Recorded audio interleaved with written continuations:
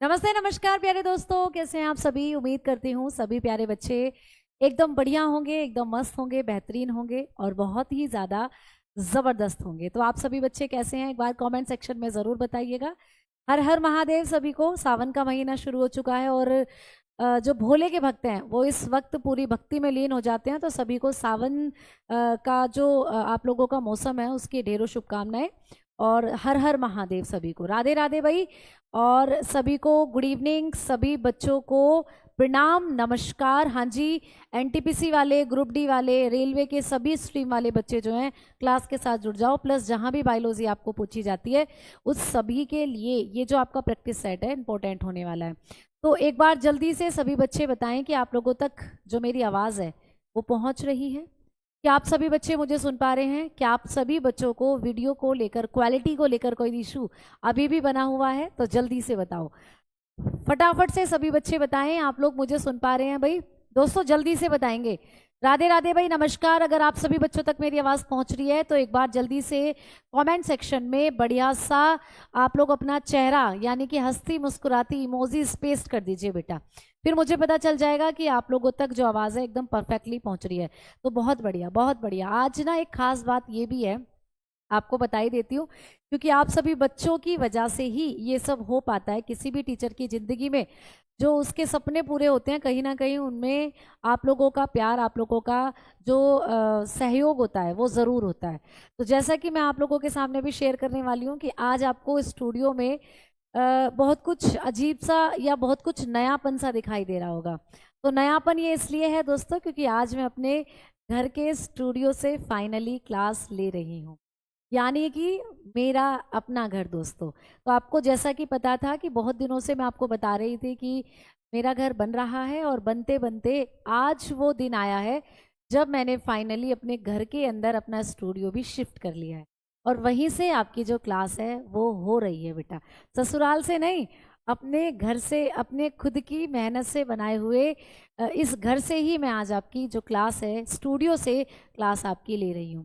तो दोस्तों इसके लिए आप लोगों का बहुत बहुत धन्यवाद, बहुत बहुत शुक्रिया। आप सभी के सहयोग के साथ ही ये कदम या ये जो मेरे घर में जो मेरे कदम पड़े हैं वो आपकी वजह से ही हो पाया है। तो बेटा मैं भी आप सभी बच्चों को दुआएं देती हूँ कि आपके जीवन में भी ये खुशी आए कि आप भी अपने घर में खुद का अपना एक घर बना सकें। ठीक है बेटा, तो बिल्कुल बहुत बहुत शुक्रिया।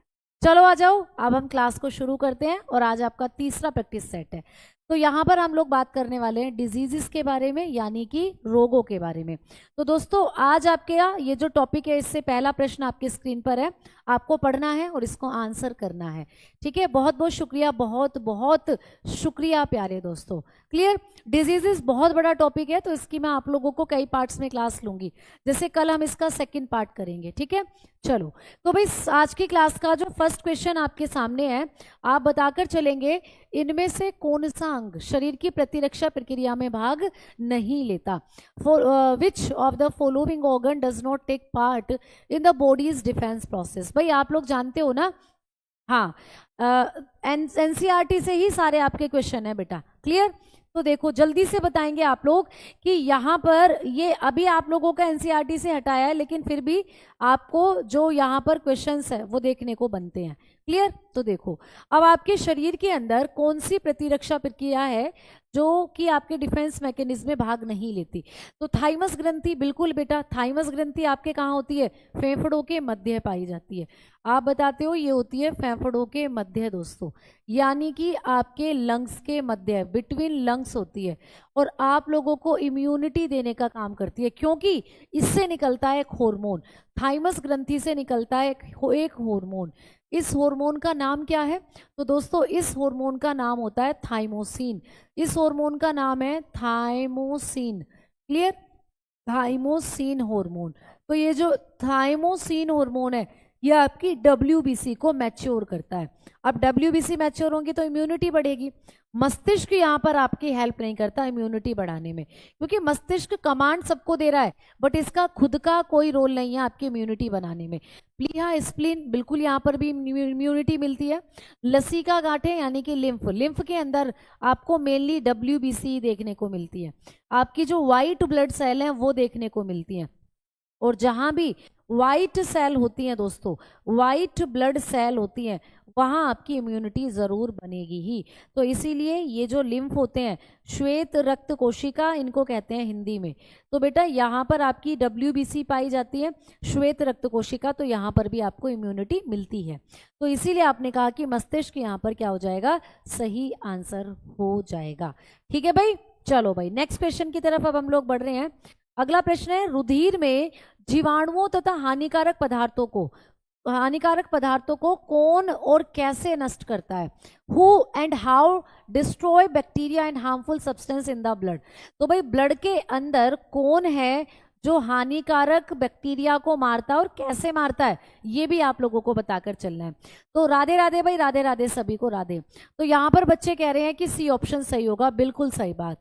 तो श्वेत रुधिराणु यानी कि आपकी WBC जो होती है, व्हाइट ब्लड सेल जो होती हैं, यही आपको इम्यूनिटी दे रही है। और प्लस कैसे भक्षण करके, यानी कि फेगोसाइटोसिस मेथड से ये बैक्टीरिया को मारती हैं, यानी बैक्टीरिया को खाती हैं दोस्तों। क्या काम करती हैं? जीवाणु को खाती हैं। अब देखो अच्छे से समझना कि जो WBC होती हैं, ये आप जानते हो 2 तरीके की होती हैं बेसिकली।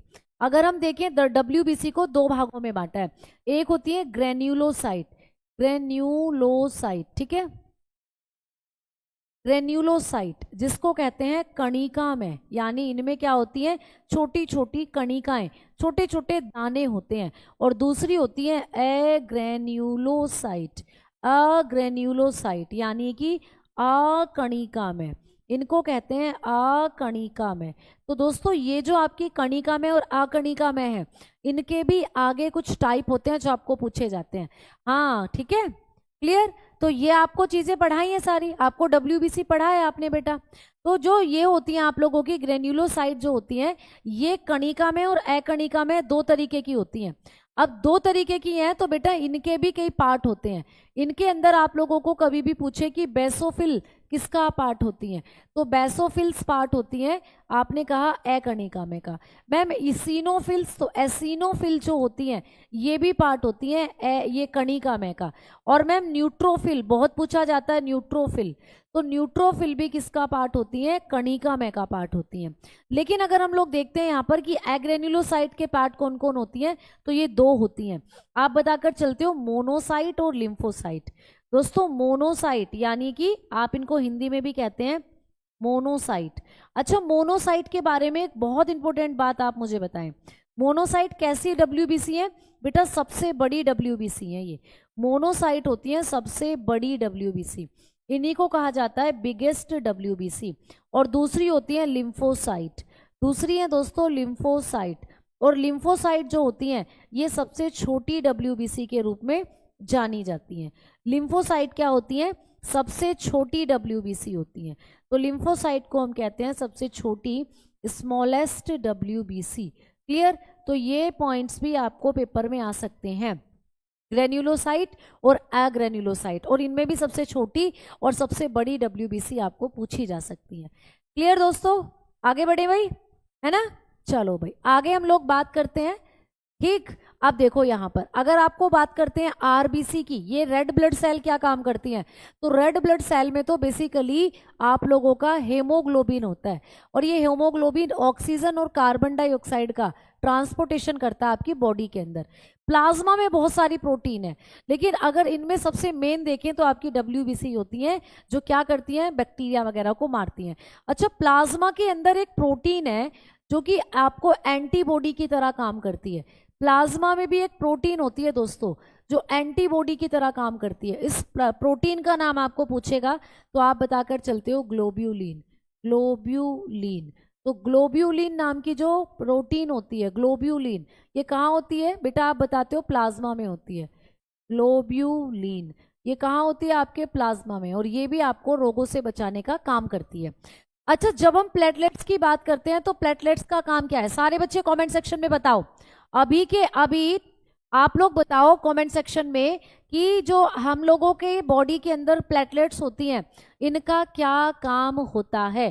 ठीक है, जल्दी से बताओ बेटा, प्लेटलेट्स का क्या काम होता है। ठीक बेटा, टाइम में क्या दिक्कत है? टाइम तो एकदम परफेक्ट है।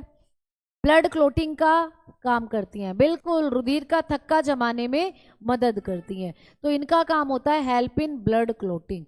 ये क्या काम करती हैं? ब्लड क्लोटिंग में हेल्प करती हैं दोस्तों, हेल्प इन ब्लड क्लोटिंग, यानी कि रक्त का थक्का जमाती हैं। इनका काम होता है रक्त का थक्का जमाना। क्लियर? चलो भाई आओ अब आगे चलते हैं नेक्स्ट क्वेश्चन की तरफ।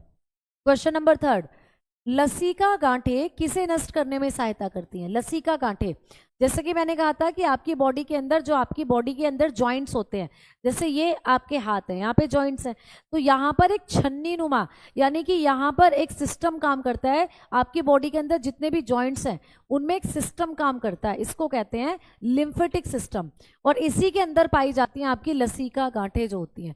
तो what do lymph nodes help to destroy? लसिका गांठें किसको नष्ट करने में मदद करती हैं? संक्रमण जीवाणुओं को, लाल रुधिर अणुओं को, श्वेत रुधिर अणुओं को, या लसिका को? तो फटाफट बताएंगे ये किसको नष्ट करने में मदद करती हैं। कुछ बच्चे कह रहे हैं कि डी ऑप्शन सही होगा। बेटा लसिका गांठें तो जो बनती है वो बनती लसिका से है, तो लसिका को कैसे कर देंगी बेटा नष्ट? लसिका क्या होता है? ऐसा रक्त जिसमें केवल WBC पाई जाती है। आपके शरीर में ऐसा तरल, ऐसा लिक्विड, ये लसिका एक तरीके का तरल है दोस्तों। ये लसिका क्या होता है? एक तरीके का लिक्विड है। मैम कैसा लिक्विड?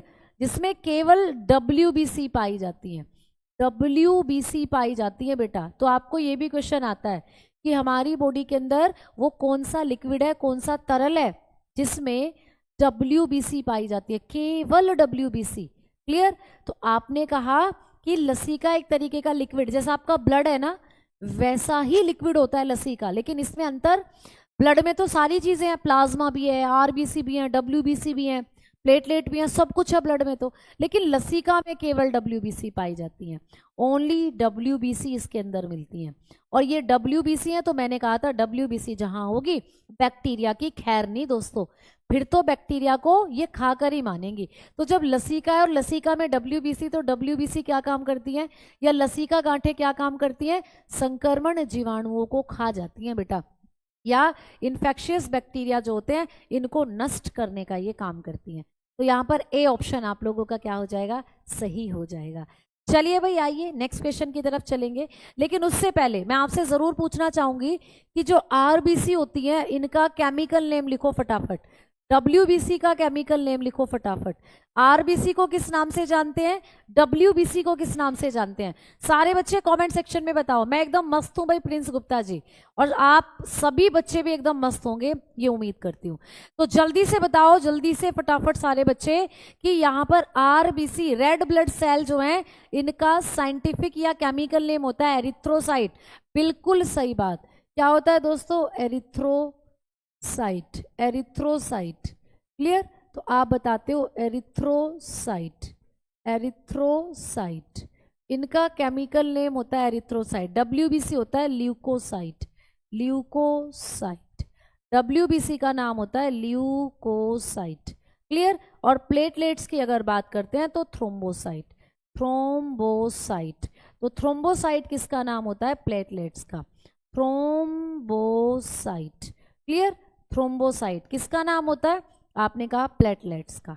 प्लेटलेट्स हमारे ब्लड में जो होती हैं प्लेटलेट्स, इनका नाम होता है थ्रोम्बोसाइट। बहुत बढ़िया। आओ भाई नेक्स्ट क्वेश्चन की तरफ चलते हैं। भोजन के साथ शरीर में पहुंचने वाले रोगाणु कैसे नष्ट किए जाते हैं? भाई हम कई बार खाना खाते हैं, खाने में होते हैं क्या प्यारे बच्चे? आपने कहा बैक्टीरिया। पेपर की अभी कोई डेट नहीं है बेटा, तो जो ग्रुप डी वाले हैं उनके पेपर की अभी कोई डेट नहीं है। क्लियर? तो आप लोगों को कभी भी पूछे कि जब हम खाना खाते हैं और खाने के साथ जो कुछ बैक्टीरिया हमारी बॉडी के अंदर हमारे पेट में चले जाते हैं, तो उनको कौन है जो नष्ट करता है?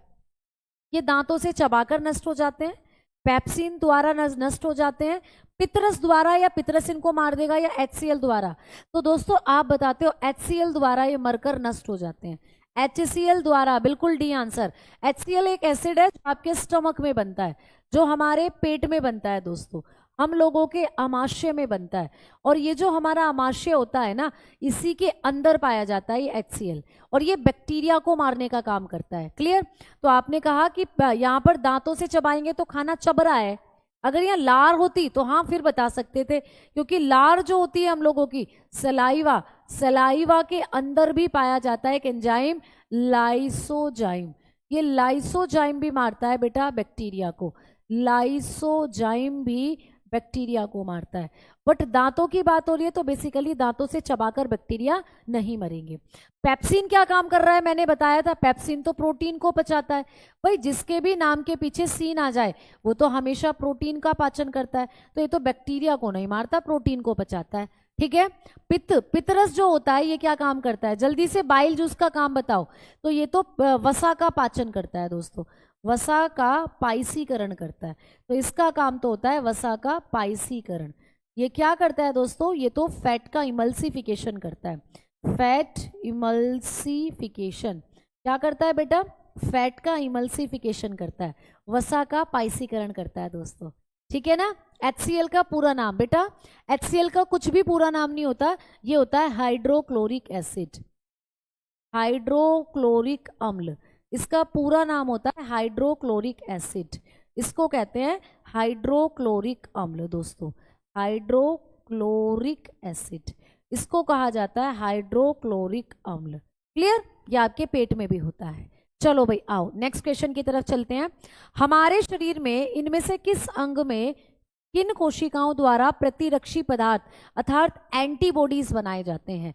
इन which of the following organ of our body in which cell produce antibody. भाई हमारे शरीर के अंदर एंटीबॉडी किसके द्वारा बनाए जाते हैं। मैम टॉपिक वाइज क्लास होगी, हाँ जी बेटा टॉपिक वाइज ही चल रही है क्लास, ठीक है, टॉपिक वाइज ही चल रही हैं जो क्लास है। तो आओ जल्दी से बताओ कि हमारे शरीर में कौन सी कोशिकाएं हैं जो प्रतिरक्षी पदार्थ अर्थात एंटीबॉडी बनाती हैं।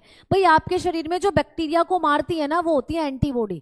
तो एंटीबॉडी को कौन बनाता है बताओ। यकृत में लाल रुधिराणु बनाते हैं, टॉन्सिल में श्वेत रुधिराणु। अच्छा टॉन्सिल कहाँ होते हैं बताओ फटाफट, आपके शरीर में ये टॉन्सिल्स कहाँ पाए जाते हैं ये बताओ मुझे पहले, सारे बच्चे बताओ कि आपके शरीर में टॉन्सिल्स कहाँ पाए जाते हैं फटाफट। सभी बच्चे बी के साथ क्यों जा रहे हैं, सी ऑप्शन भी तो पढ़ लो। थाइमस में लिम्फोसाइट सेल, थाइमस में लिम्फोसाइट, और व्रकाणुओं में लिम्फोसाइट। व्रकाणु यानी किडनी, भाई किडनी तो कोई लिम्फोसाइट नहीं निकालती है, किडनी जो होते हैं गुर्दे, इनका काम तो मूत्र को बनाना होता है। क्लियर, तो लिम्फोसाइट तो कोई किडनी नहीं बनाती। लेकिन मैम टॉन्सिल, टॉन्सिल होते हैं हमारे ये वाला एरिया, ये वाला एरिया, ये तो यहाँ भी कोई टॉन्सिल नहीं होते, बिल्कुल गले में यहाँ पर होते हैं टॉन्सिल। कई बार आपके फूल भी जाते हैं बेटा, है ना। लेकिन अगर आपको पूछ रहा है एंटीबॉडीज कहाँ बनती हैं तो आपने कहा थाइमस में। मैंने अभी बताया था ना, थाइमस एक ग्रंथि होती है बेटा, ये ग्रंथि आपके फेफड़ों के बीच में होती है और ये ग्रंथि थाइमोसिन नाम का हार्मोन निकालती है और ये थाइमोसिन आपकी एंटीबॉडीज की तरह काम करता है, यानी कि क्या करता है WBC को मैच्योर और रोग जो है वो एकदम खत्म, अगर WBC आपके शरीर में अच्छे से काम कर रही है। तो यहाँ पर सी आंसर आप लोगों का क्या हो जाएगा, सही। अच्छा यहाँ दो चीजें आई हैं, यकृत आया है, यकृत यानी कि जिसको कहते हो लीवर, और बेटा आपके गुर्दे यानी कि किडनी। इन दोनों का अध्ययन आपको एग्जामिनेशन में पूछा जाता है। तो जब हम किडनी के अध्ययन की बात कर रहे हैं तो रट लीजिए नेफ्रोलॉजी। क्या होता है दोस्तों, नेफ्रोलॉजी। क्लियर, तो किडनी के अध्ययन को कहा जाता है नेफ्रोलॉजी। और मैडम जो हमारा यकृत है इसके अध्ययन को कहते हैं हेपेटोलॉजी, हेपेटोलॉजी। अच्छा जो हम लोगों का लीवर होता है हेपेटोलॉजी, इससे संबंधित कोई एक बीमारी बताओ, लीवर से संबंधित कोई एक बीमारी, लीवर से संबंधित कोई एक बीमारी। हाँ जी कंप्यूटर बेस्ड ही होता है बेसिकली आपका पेपर, ठीक, तो बताओ जल्दी से। तो यहाँ पर आप बताते हो कि यकृत से संबंधित बीमारी है हेपेटाइटिस, हेपेटाइटिस, तो इसी के नाम से आपको हेपेटोलॉजी याद हो जाएगा, ठीक है, हेपेटाइटिस। तो यकृत से संबंधित बीमारी होती है हेपेटाइटिस। क्लियर ना, हाँ जी। लीवर सिरोसिस भी होता है, बिल्कुल, फैटी लीवर होता है, बिल्कुल। Next question. तो इस तरीके से आप लोगों का ये इम्यून सिस्टम है जो काम करता है। तो आपकी जो थाइमस ग्लैंड होती है वो आपके लंग्स के बीच में होती है और इस एरिया में आपके टॉन्सिल्स होते हैं बेटा, यहाँ पर जो मैंने अभी बताया। आज जो नेक्स्ट क्वेश्चन की तरफ चलते हैं। चेचक के टीके से शरीर में पहुंचाते हैं, भाई जब चेचक का टीका लगाते हैं आपको तो आपके शरीर में किसको पहुंचाया जाता है। The small pox vaccination delivered antibodies into the body through. जल्दी बताओ भाई, जब कभी भी देखो, अभी जैसे कोरोना चला था, अब कोरोना जब चला था, ठीक है, कोरोना में क्या हुआ था, कोरोना में सबको वैक्सीन लगाई गई थी, भाई आ जाओ 18 वाले आ जाओ, कोविशील्ड लगवा लो, कोवैक्सीन लगवा लो, सबने लगवाई थी भर भर कर, अपॉइंटमेंट ली जा रही थी वैक्सीन लगवाने के लिए। तो ये वैक्सीनेशन जब लगवाते हैं तो इनमें क्या होता है, क्यों लगवाई जाते हैं, टीके जो होते हैं। तो जैसे ही चेचक नाम की एक बीमारी है, चेचक किससे होता है, चेचक वायरस के कारण होता है, वायरस विषाणु के कारण। मैम कोविड भी किसके कारण होता था, विषाणु के कारण। अब चेचक के लिए जो टीका लगवाया गया, वैक्सीन लगवाई गई, इसमें क्या होता है, तो आपने कहा कि इसके अंदर होता है प्रभावहीन संबंधी विषाणु। इसमें क्या होते हैं, इन्फेक्टेड इन इन्फेक्टेड रिलेटेड वायरस। देखो एंटीबॉडीज जब बनती है तो कैसे बनती है, जैसे कोरोना का एग्जांपल लेकर समझना। सबसे पहले कोरोना की एकदम से वैक्सीन क्यों नहीं बनी, क्योंकि कोरोना से संक्रमित लोगों के सैंपल लिए जा रहे थे, उनकी नाक से सैंपल ले रहे थे, ब्लड से ले रहे थे, और फिर उस वायरस को देख रहे थे कि वास्तव में कैसा वायरस है ना। फिर उसी वायरस को डेड कर कर इंजेक्शन की फॉर्म में हमारी बॉडी में डाला जा रहा था।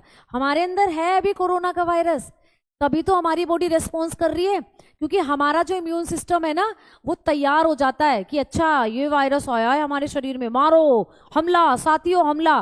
तो जब हमारा इम्यून सिस्टम हमला करता है तो वो जो वायरस था वो तो बेचारा पहले से ही मरा हुआ था, लिख रहा है ना प्रभावहीन, मरा हुआ डेड वायरस डाला जाता है। लेकिन हमारी इम्यून सिस्टम को क्या पता है मरा हुआ है या जिंदा है, हमारा इम्यून सिस्टम तो पूरी ताकत लगा देता है, उसके प्रति रिस्पॉन्स दिखाता है।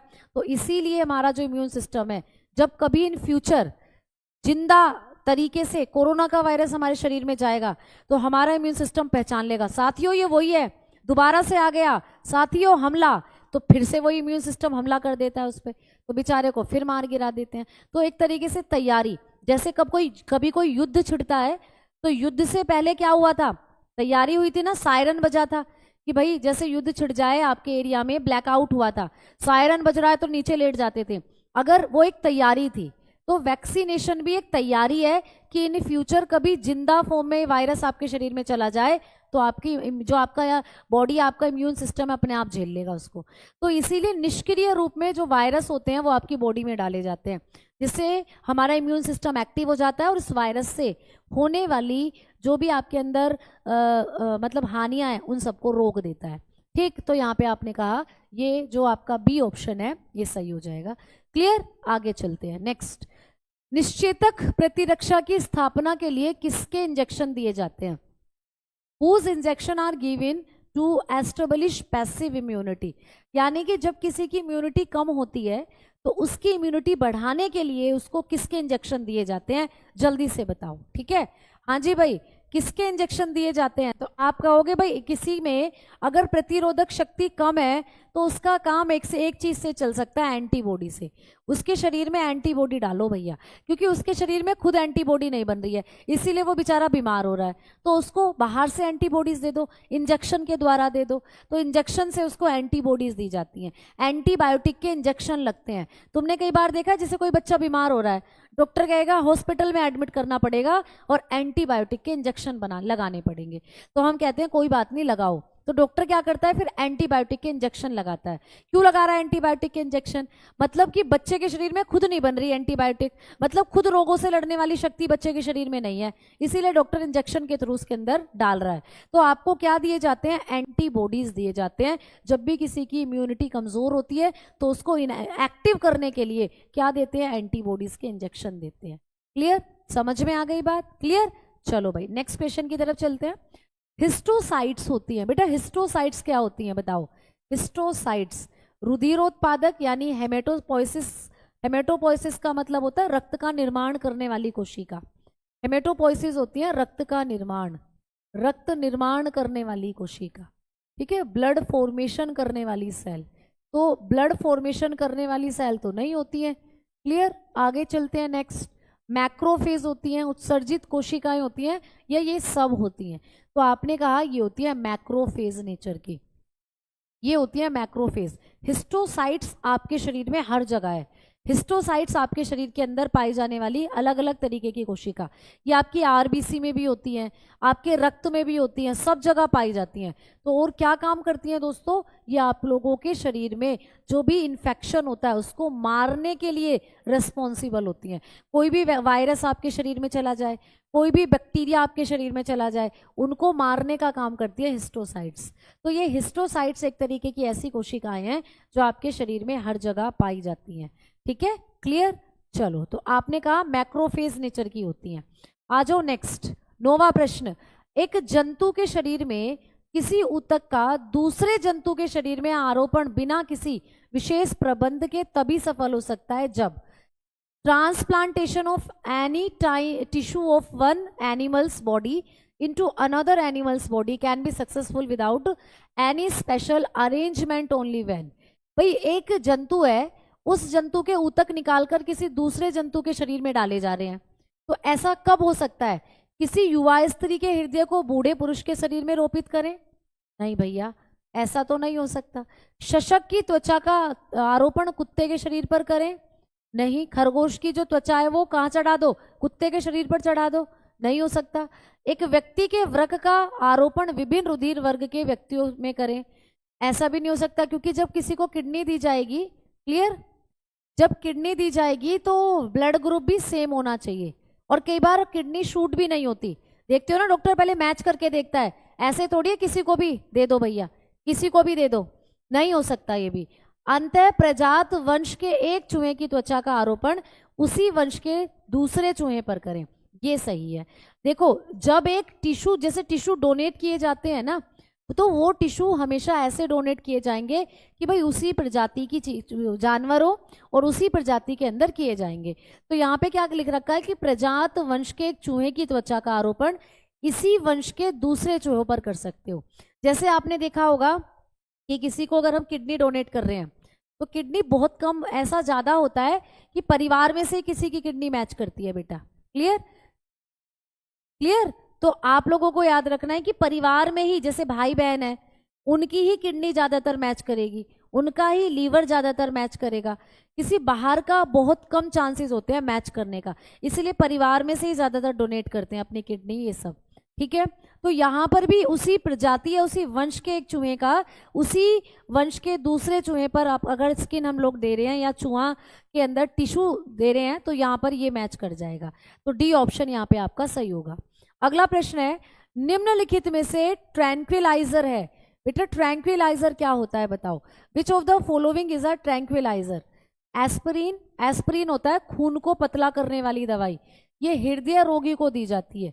ये भी क्वेश्चन आता है कि हृदय रोगी जो होते हैं, कार्डियो डिजीज वाले जो व्यक्ति होते हैं, उनको दी जाती है बेटा एस्पिरिन। ये खून को पतला करती है बेटा, खून को क्या करती है? पतला करती है। क्लियर? अच्छा,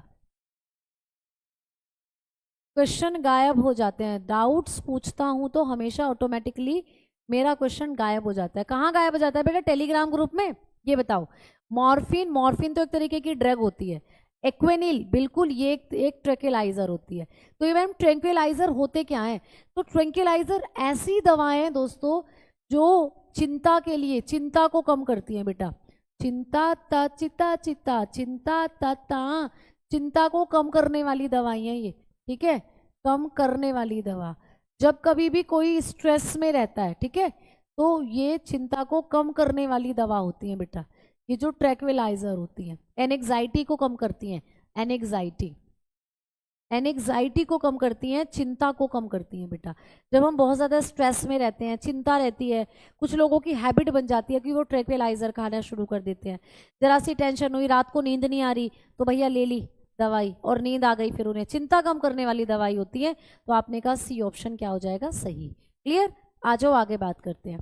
किस औषधि के प्रयोग से दृष्टि भ्रम होता है बेटा? हेलुसिनेशन, हेलुसिनेशन होता है दृष्टि भ्रम, कि ऐसा लगता है अच्छा अभी मैं इस दिशा में जा रहा था, थोड़ी देर में अपनी सर खुजा के कहेंगे मैं किधर से आया था, मैं इधर से आया था, या मैं इधर से आया था, इधर से आया था शायद, इधर को जाके कहेंगे, फिर थोड़ी देर में कहेंगे मैं किधर को आया था, मुझे कहाँ जाना था। मतलब दृष्टि भ्रम, दिशा का ही ज्ञान नहीं होता। ऐसे व्यक्ति, इनको होती है बीमारी, हेलुसिनेशन हो जाता है बेटा। तो ये जो बीमारियां हैं, इन बीमारियों को ठीक करने के लिए LSD वाली दवाइयां दी जाती हैं। LSD वाली दवाइयां किस कैटेगरी में आती हैं?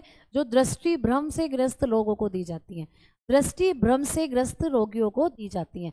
ये खासकर बुढ़ापे में हो ही जाता है ना। चलो, तो यहाँ पर आप लोगों का बी ऑप्शन क्या हो जाता है, सही। आगे चलते हैं नेक्स्ट। विज्ञान की वह शाखा जिसमें जेनेटिक इंजीनियरिंग के माध्यम से मानव जाति के सुधार का अध्ययन किया जाता है। The branch of science which study the improvement of human race through genetic engineering. बेटा जेनेटिक इंजीनियरिंग क्या होती है? आपने इंजीनियर सुने होंगे, एक कोई सिविल इंजीनियर होते हैं, कोई कंप्यूटर इंजीनियर होते हैं, कोई इलेक्ट्रिक इंजीनियर होते हैं, अलग अलग तरीके के मैकेनिकल इंजीनियर होते हैं। तो इंजीनियर शब्द है क्या यहाँ पर? ठीक है, इंजीनियर का मतलब तो यहाँ पर कुछ होते हैं जेनेटिक इंजीनियर, मतलब कि जो डीएनए के अंदर जो जीन होते हैं उनको ट्रांसफर करते हैं एक जीव से दूसरे जीव में। ये डीएनए को काटकर एक डीएनए दूसरे जीव के डीएनए के साथ मैच कराते हैं। तो जो डीएनए से खेलें बेटा वो होते हैं जेनेटिक इंजीनियर, वो होते हैं जेनेटिक इंजीनियर। याद रखना, जिनका नाम होता है जो डीएनए से खेलें वो होते हैं जेनेटिक इंजीनियर। अब जेनेटिक इंजीनियरिंग के माध्यम से जब हम मानव जाति को सुधारने का काम करते हैं तो इसको कहते हैं यूजेनिक्स, इसको कहा जाता है यूजेनिक्स। अच्छा, एथनोलॉजी है मानव व्यवहार का अध्ययन। मानव व्यवहार, हम इंसानों का व्यवहार कैसा होता है, ह्यूमन बिहेवियर। तो ये भी पूछा जाता है कि ह्यूमन बिहेवियर स्टडी को क्या कहते हैं। तो ह्यूमन बिहेवियर स्टडी यानी कि मानव व्यवहार का अध्ययन होता है एथनोलॉजी। मानव व्यवहार का अध्ययन कहलाता है एथनोलॉजी। फिलहाल जेनेटिक इंजीनियरिंग से मानव जाति को सुधारना यूजेनिक्स कहलाता है। नेक्स्ट, रिम्फेस्टिस नामक दवा किस रोग में प्रयुक्त होती है? तो रिफेम्सिन जो दवा है ये किस रोग के लिए उपयुक्त की जाती है? तो जल्दी से बताएंगे कि रिफेम्सिन जो दवाई है ये किस बीमारी में यूज की जाती है? टीबी में, कैंसर में, एड्स में या एनीमिया में? तो आप बताते हो कि ये जो दवा है ये टीबी रोग के इलाज में दी जाती है। टीबी कैसे होता है दोस्तों बताओ? तो टीबी होता है जीवाणु के कारण। टीबी एक कैसी बीमारी है? बैक्टीरिया से होने वाली बीमारी है। तो टीबी होता है बैक्टीरियल। और कौन से बैक्टीरिया से होता है तो बताओगे? माइकोबैक्टीरियम। माइकोबैक्टीरियम नाम का बैक्टीरिया होता है। माइकोबैक्टीरियम ट्यूबरक्लोसिस, ठीक है। तो टीबी को फैलाने वाला बैक्टीरिया है माइकोबैक्टीरियम ट्यूबरक्लोसिस, माइकोबैक्टीरियम ट्यूबरक्लोसिस। अच्छा, टीबी को इसीलिए हम लोग ट्यूबरक्लोसिस के नाम से भी जानते हैं क्योंकि इसके बैक्टीरिया का ही नाम है ट्यूबरक्लोसिस, इसके बैक्टीरिया का ही नाम है ट्यूबरक्लोसिस। टीबी जो होता है इसकी जांच कैसे की जाती है पेपर में पूछा जाता है। टीबी के लिए कौन सा टेस्ट कराएंगे दोस्तों, फटाफट बताओ। टीबी की बत्ती कौन सा टेस्ट जगा देता है? टीबी की बत्ती कौन जगाता है, जल्दी से बताओ। टेलीग्राम ग्रुप में बहुत परेशान हूं मैम। ठीक है बेटा, अगर आपका मैसेज डिलीट होता है तो इस बारे में आप एक इंक्वायरी जो नंबर है उस पर कॉल करके अपनी प्रॉब्लम बता सकते हो, वो आपकी प्रॉब्लम शॉर्ट कर देंगे। ठीक है, चलो आओ। विडाल टेस्ट, ना बच्चे ये तो कंफ्यूज होते हैं। विडाल तो टाइफाइड के लिए होता है। विडाल टेस्ट जो होता है ये तो टाइफाइड के लिए कराया जाता है बेटा। विडाल नाम की जो जांच होती है टाइफाइड के लिए कराते हैं, मियादी बुखार या जिसको कहते हैं टाइफाइड। तो ये तो टाइफाइड के लिए होता है दोस्तों, जबकि टीबी की बत्ती तो मेंटॉक्स जगाएगा आप लोगों की। मेंटॉक्स टेस्ट कराते हैं टीबी के लिए, और दोनों ही इंपोर्टेंट है।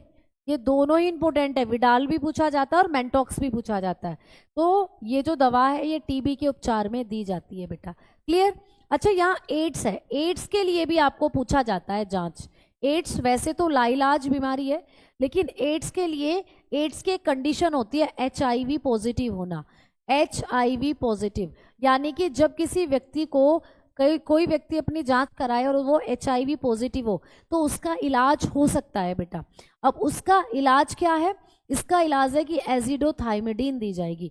एजिडोथाइमिडीन ये एक दवा है, थाइमिडीन क्या दी जाएगी? एजिडोथाइमिडीन।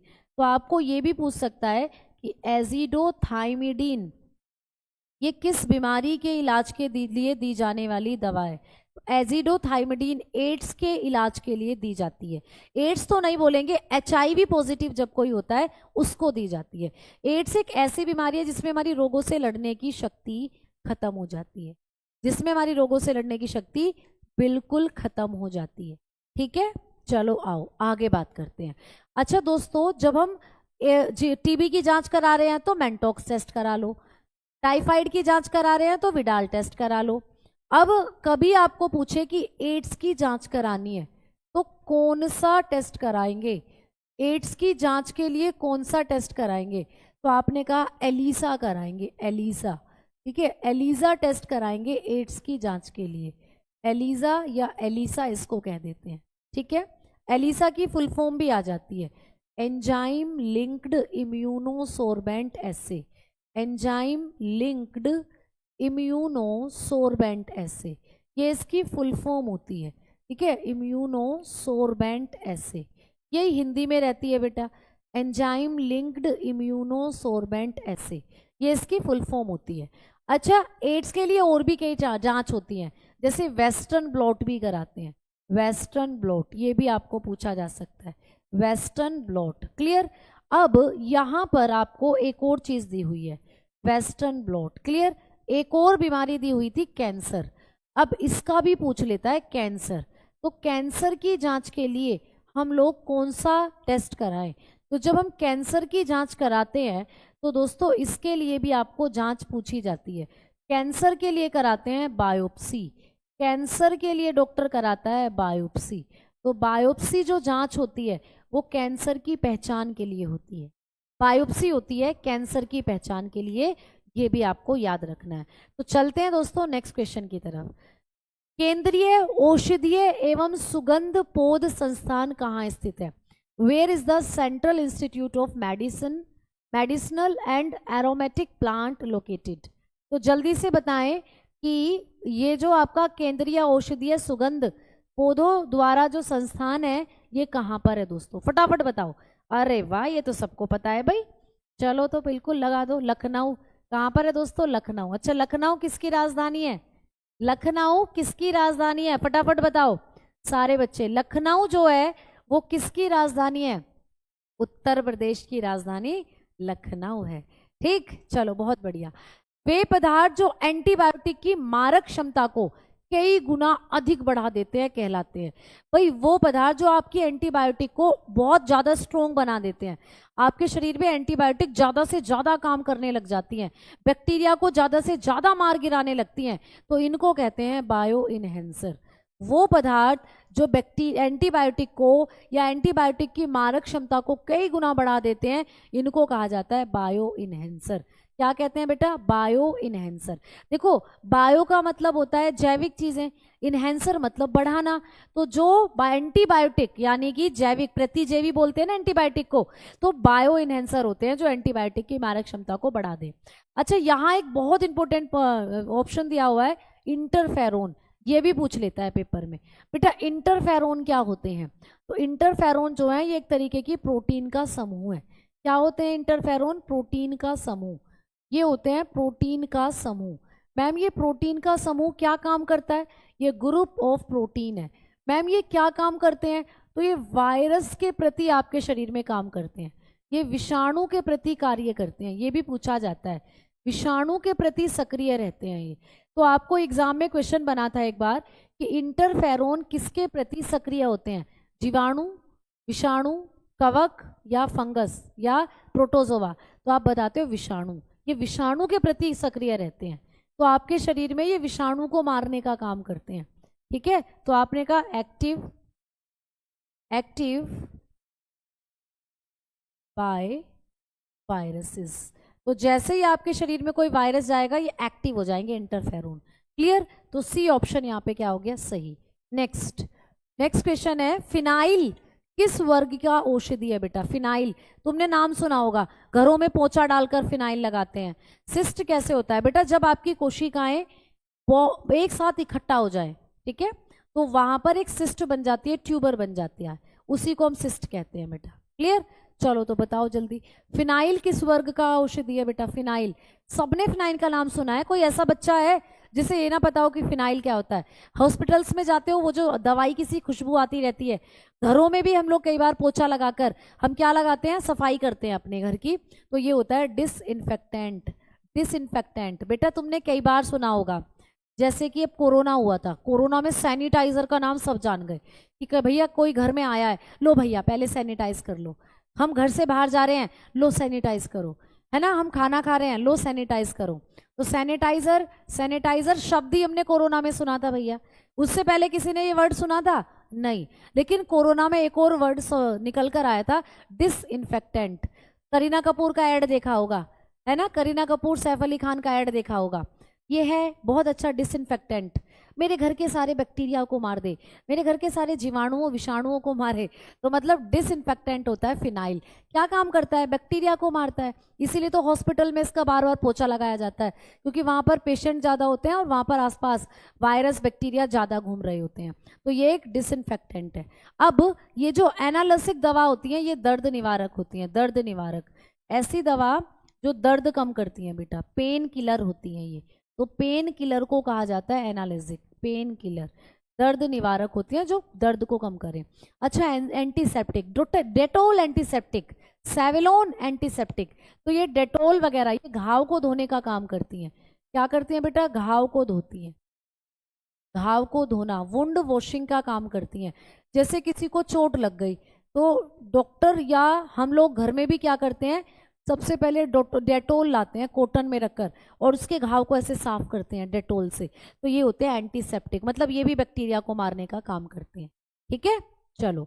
एंटी डिस्पिसेंट्स, मतलब कि चिंता को कम करने वाले, ये भी आप लोगों के ट्रैकोलाइजर की तरह होते हैं। जो डिप्रेशन होती है आप लोगों की, उसको कम करने का काम करते हैं ये। क्लियर? चलो आ जाओ, आगे बात करते हैं।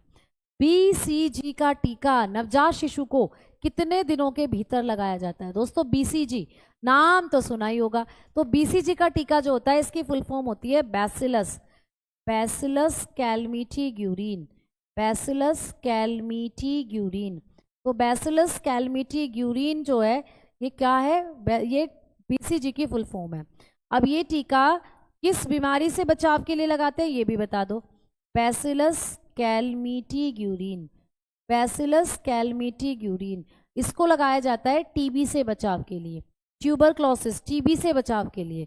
अब ये टीका जन्म के तुरंत बाद ही लगा दिया जाता है। ठीक है, जन्म के तुरंत बाद। लेकिन इससे पहले अब हेपेटाइटिस का टीका भी आपको लगाया जाता है।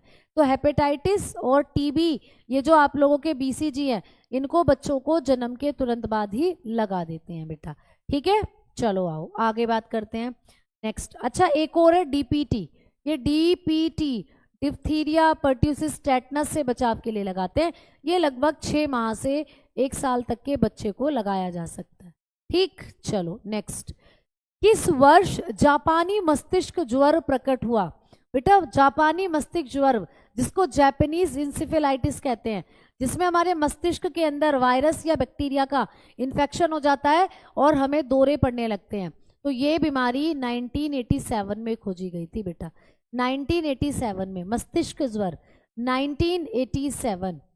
ठीक है, तो डी ऑप्शन आप लोग बताकर चलोगे, 1987। नेक्स्ट, कालाजार रोग का रोगाणु कौन सा है? The germ of kala-azar disease. Kala-azar रोग, जिसको हम लीशमेनिया भी कहते हैं, बेटा आपने पढ़ा भी होगा, लीशमेनिया। कालाजार रोग जो है, इसको लीशमेनिया या लीशमेनियसिस के नाम से जानते हैं। ठीक है, लीशमेनियसिस, तो इसको हम लोग लीशमेनियसिस के नाम से भी जानते हैं, लीशमेनियसिस। अच्छा, ये जो लीशमेनिया है, यही करता है दोस्तों आपके अंदर कालाजार, तभी तो इसको हम लीशमेनियसिस के नाम से भी जानते हैं। ठीक है, तो कालाजार जो है, इसको हम लोग ब्लैक फीवर भी कहते हैं, ब्लैक फीवर, ब्लैक फीवर। इसमें हमारा जो स्प्लीन होता है, हम लोगों का जो स्प्लीन है, प्लीहा, वो सूज जाता है दोस्तों, प्लीहा पर सूजन आ जाती है। प्लीहा जो है वो एकदम सूज जाता है, उस पर सूजन आ जाती है। तो आपने कहा यहाँ पर ये होगा। ठीक है, ट्राइपेनोसोमा, ये करता है हमारे अंदर कौन सी बीमारी? ट्राइपेनोसोमा होता है जो आपको करता है निंद्रा रोग, स्लीपिंग सिकनेस, निंद्रा रोग कहते हैं जिसको, स्लीपिंग सिकनेस नाम की बीमारी। ठीक है, sleeping sickness. Clear, sleeping sickness. चलो, गोनेरिया आपके अंदर एक जीवाणु से होती है, ये एक लैंगिक रोग है बेटा, ये सेक्सुअली होने वाली बीमारी है, सेक्सुअली फैलती है ये बीमारी। क्लियर, चलो भाई आओ नेक्स्ट बात करते हैं। निम्नलिखित में से किससे खसरा रोग होता है? बेटा खसरा रोग के बारे में आपने खूब सुना होगा, तो ना यहाँ पर आपको बताना है कि किससे खसरा रोग होता है। खसरा रोग किसके कारण होता है? ठीक है, लीवर पर सूजन आती है, लीवर पर नहीं बेटा, स्प्लीन बेसिकली बोलते हैं, प्लीहा। लीवर के जैसे लीवर इस साइड है, राइट साइड, और इस तरफ होता है स्प्लीन, तो स्प्लीन के अंदर सूजन आ जाती है और पूरी बॉडी काली पड़ जाती है। अच्छा, निम्नलिखित में से किससे खसरा होता है? खसरा हेलमिंथीज से होता है क्या? हेलमिंथीज होते हैं कृमि यानी छोटे छोटे वॉर्म। बैक्टीरिया से होता है क्या? विषाणु से होता है। आपने कहा ये तो विषाणु से होता है खसरा। खसरा जिसको मीजल्स कहते हैं। मोरबेविली वायरस होता है, मोरविली वायरस, ठीक है। तो मोरविली वायरस होगा, ये करता है हमारे अंदर मोरविली वायरस, ठीक है। मोरविली वायरस होता है, ये हमारे अंदर करता है खसरा रोग। अब ये खसरा इसमें शरीर पर दाने दाने, जैसे चेचक में नहीं निकलते दाने दाने, ऐसे निकल आते हैं। तो यहां पर आपने देखा सी ऑप्शन हो जाता है सही। नेक्स्ट क्वेश्चन, एथलीट्स फूट नामक बीमारी किसके द्वारा होती है? एथलीट्स फूट, देखो पैर की ऐसे स्किन निकलने लगती है, एथलीट फूट, क्योंकि एथलीट जो होते हैं उनको ये बीमारी ज्यादा होती है क्योंकि वो हमेशा जूते पहने रखते हैं, ठीक। वैसे ही जब आप लंबे समय तक पानी में रहते हो तो आपके पैर की स्किन ऐसी हो जाती है, तो ये एक कवक के कारण होता है, ये एक फंगस के कारण होता है दोस्तों। ऐसा आपके साथ एक फंगस के कारण होता है और ये एक कवक के कारण होता है, एथलीट नाम की बीमारी। अच्छा, ये कौन सा कवक होता है? तो आप कहते हो टीनिया पैडिस। कवक का नाम क्या है दोस्तों? टीनिया पैडिस। तो टीनिया पैडिस कवक का नाम है, टीनिया पैडिस। आप बताकर चलते हो टीनिया पैडिस, ये किसका नाम है? कवक का नाम है जो हमारे अंदर करता है ये एथलीट्स फूट नाम की बीमारी। अच्छा, कवक से और कौन कौन सी बीमारियां होती हैं? फंगस, और कौन कौन सी बीमारियां करता है? तो गंजापन भी इसी से होता है दोस्तों, गंजापन। आजकल के युवाओं की सबसे बड़ी बीमारी है ये गंजापन, ठीक है भैया। अब बात करते हैं आगे। आपने कहा दाद भी इसी के कारण होता है, रिंगवॉर्म। रिंगवॉर्म बहुत पूछा जाता है बेटा, रिंगवॉर्म बहुत ज्यादा आता है, क्लियर। और एस्थमा यानी कि दमा भी कहते हैं जिसको, एस्थमा भी बहुत ज्यादा आ जाता है पेपर में, ये भी पूछा जाता है। और साथ में एथलीट फूट तो होता ही है ना। चलो, दाद खाज खुजली, खुजली भी इसी से होती है। टाइफाइड में शरीर का कौन सा अंग प्रभावित होता है बताओ? Which part of the body is affected in typhoid? Typhoid जो होता है इसमें हमारी बॉडी का कौन सा ऑर्गन प्रभावित होगा? फेफड़े नहीं, फेफड़े तो स्वाइन फ्लू में प्रभावित होते हैं, स्वाइन फ्लू, क्लियर। आपने ये बीमारी पढ़ी होगी, वायरस से होती है स्वाइन फ्लू। और फेफड़े तो निमोनिया रोग में प्रभावित होते हैं, निमोनिया हो जाता है निमोनिया रोग में, क्लियर। न्यूमोनिया रोग में फेफड़े प्रभावित होते हैं, निमोनिया, क्लियर। चलो आगे बात करें स्प्लीन। स्प्लीन में मैंने भी कहा था कालाजार, कालाजार रोग जो होता है, कालाजार, कालाजार रोग जो होता है, क्लियर। अब यकृत, हेपेटाइटिस, लीवर सिरोसिस, आपकी आंतें प्रभावित होती हैं टाइफाइड में।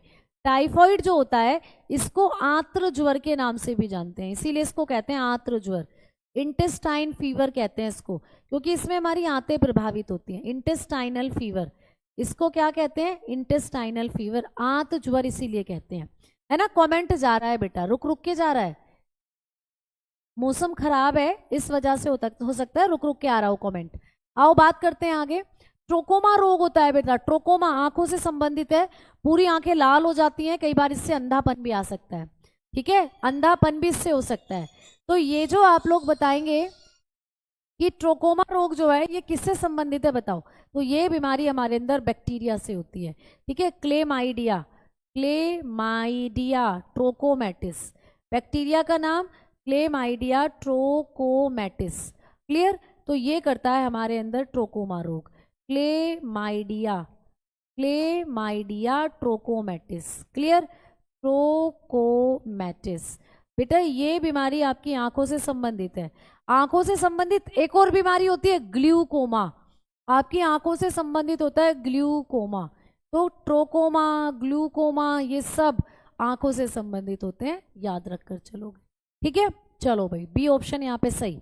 नेक्स्ट, कहीं कहीं आपको वायरस से भी दिया होता है जो कि गलत है, तो ये बैक्टीरिया से होता है। एडवर्ड जेनर ने किस रोग के टीके की खोज की दोस्तों बताओ? एडवर्ड जेनर, जिनको कहा जाता है फादर ऑफ इम्यूनोलॉजी, जिनको कहते हैं दोस्तों फादर ऑफ इम्यूनोलॉजी, यानी कि प्रतिरक्षा विज्ञान के पिता। क्या कहते हैं दोस्तों? प्रतिरक्षा विज्ञान के पिता कहते हैं इनको। तो इनको कहा जाता है प्रतिरक्षा विज्ञान के पिता, क्योंकि इन्होंने सबसे पहले क्या करा था? इन्होंने सबसे पहले चेचक के लिए टीका बनाया था। इन्होंने चेचक का टीका बनाया था बेटा, टीका बनाया। कब बनाया था इन्होंने चेचक का टीका? कौन बच्चा बताएगा?